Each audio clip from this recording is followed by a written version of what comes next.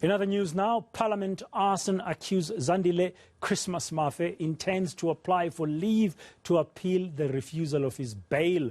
The Cape Town Regional Court today said it didn't find exceptional circumstances to free him.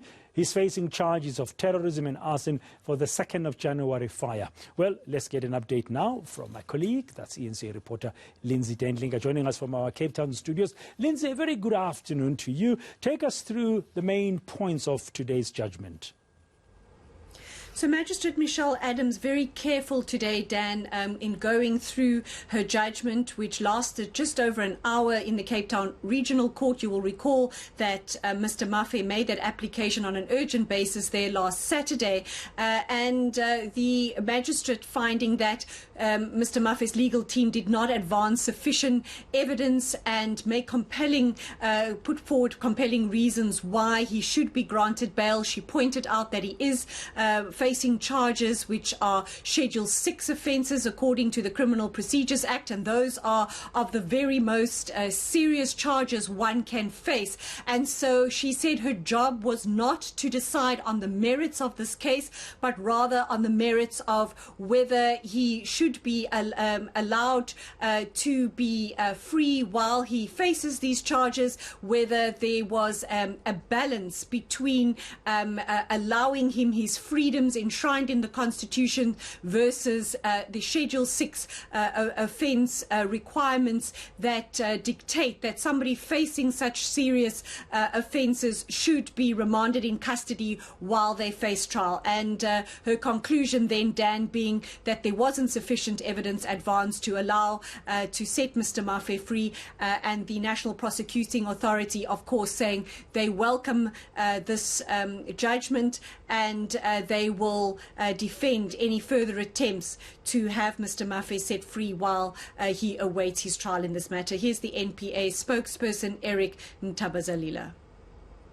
We are very happy that she found that balance. It was an emphasis that we brought that it was not in the interest of justice for the accused to be released on bail, and that he was a danger not only to the society but also to himself. So we are happy with this outcome. It indicates also the strength of our case, which they failed to challenge at the bail application. We also would like to commend the investigating team as well as our prosecution team for successfully opposing this bail application.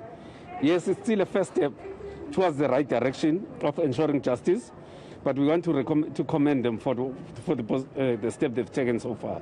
And we're still busy with the investigation, the Hawks, to look at his cell phone, to determine whether he was working alone or there were some people urging him. There's also still an outstanding investigation in terms of looking at his clothing, whether it had petrol or yeah. So yeah, we are happy with the outcome of today. Well, Lindsay, I hear that Mr. Mafe's legal team says this is not the end of the road. What's likely to happen next then?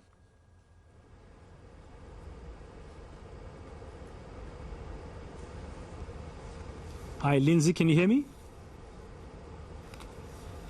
Sorry, Dan, I lost you there for a moment. Yes, I was saying, thank you for being back with me. That Mr. Mafe's legal team saying that it's not the end of the road. So what's likely to happen next?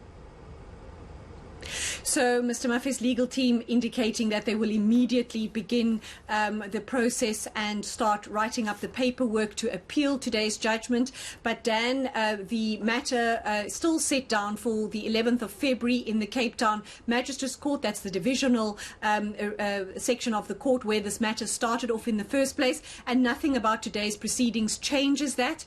And so the accused is expected back there. We expect that just to be a regular postponement while the state continues with their investigation. You heard from Mr. Ntabazalila that the state is trying to determine whether anybody else should be held accountable for this crime, whether anybody else should be facing charges, and so that matter continues. And as Mr. Godler, Mr. Mafe's legal team pointed out, this process to appeal bail and even go as far as the Constitutional Court if they have to will now continue as a parallel process while the matter then continues in the Cape Town Magistrates Court late next week.